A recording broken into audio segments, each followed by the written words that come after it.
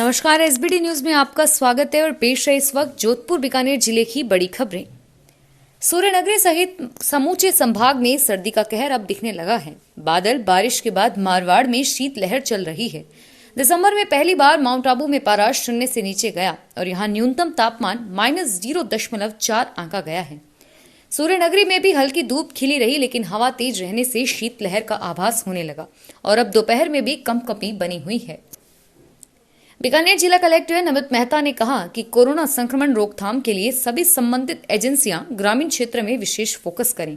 ग्रामीण क्षेत्र सहित उन क्षेत्रों में जहां अधिक संख्या में मरीज मिल रहे हैं, वहां सैंपल संख्या बढ़ाई जाए।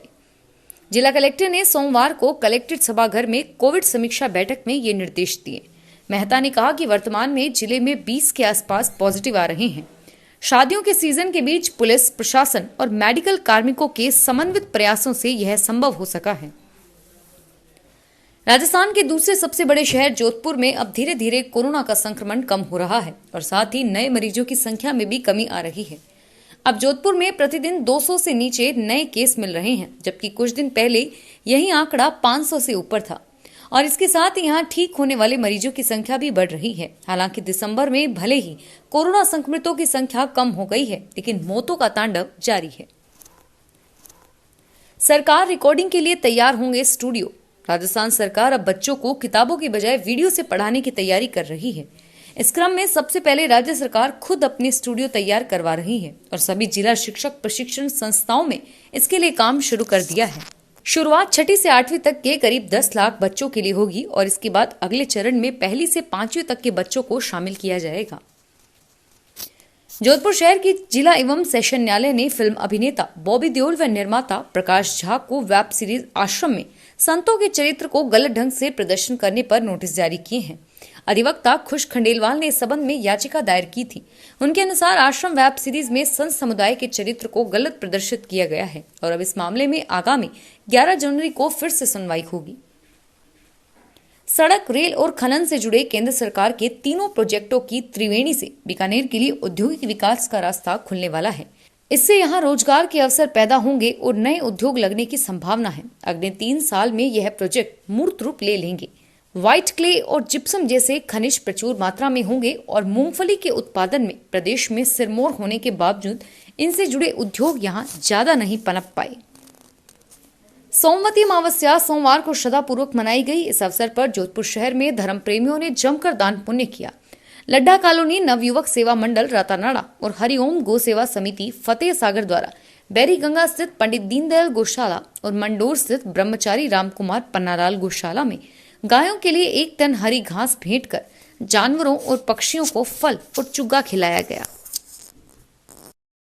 जैसे जैसे सर्दी बढ़ रही है, वैसे वैसे गर्म कपड़ों से बाहर हाथ निकालने में दिक्कत हो रही है, लेकिन सैकड़ों किलोमीटर लंबे भारत पाकिस्तान के बॉर्डर पर आधी रात को देश का जवान रिले रेस दौड़ रहा है। इसलिए नहीं कि उससे कोई मेडल जीतना है, बल्कि इसलिए कि कुछ फरलॉन्ग दूरी पर बैठे पाकिस्तानी जवान को दिखा सके कि हमारे हौसलों में कितना दम है। रविवार की देर 12 करीब 1 बजे सीमा सुरक्षा बल के जवानों ने राष्ट्रभाव से भरे जज्बातों के साथ रिले रेस की। सैकड़ों की संख्या में जवान जीरो लाइन के पास दौड़ते नजर आए और हर कोई 400-500 मीटर दौड़ने के लिए बैटन को हाथ में लेने के लिए ललायत नजर आया। जोधपुर पोलो व इक्वेस्टेरियन इंस्टीट्यूट जोधपुर की ओर से 21वां जोधपुर पोलो सीजन 2020 महाराजा गज सिंह स्पोर्ट्स फाउंडेशन पोलो मैदान एयरफोर्स रोड पर शुरू हुआ।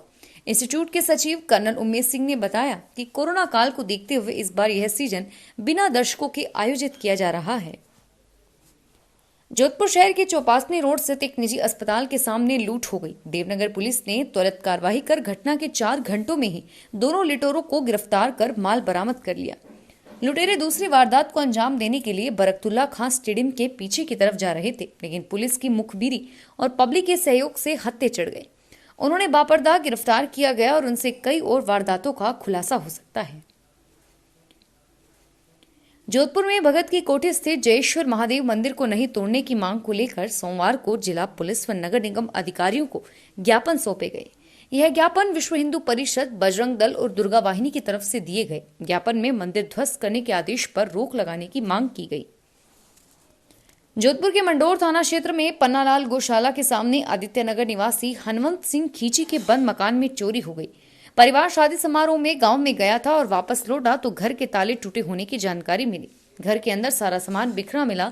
अज्ञात चोर घर से 5 तोला वजनी सोना, करीब आधा किलो चांदी और 20-25 हजार की नकदी ले गए। जोधपुर महानगर की रातानाडा पुलिस ने एक युवक को हुक्का बार पर दबिश देकर वहां से 2 युवकों को गिरफ्तार किया और साथ ही हुक्का व अन्य सामग्री जब्त की गई। थानाधिकारी व प्रशिक्षु आरपीएस शालिनी बजाज ने बताया कि व्हाइट अर्थ रेस्टोरेंट पर दबिश देकर वहां से पृथ्वीपुरा रसाला रोड निवासी देवराज भाटी और सरदारपुरा 9A रोड निवासी अनिल पवार को गिरफ्तार किया।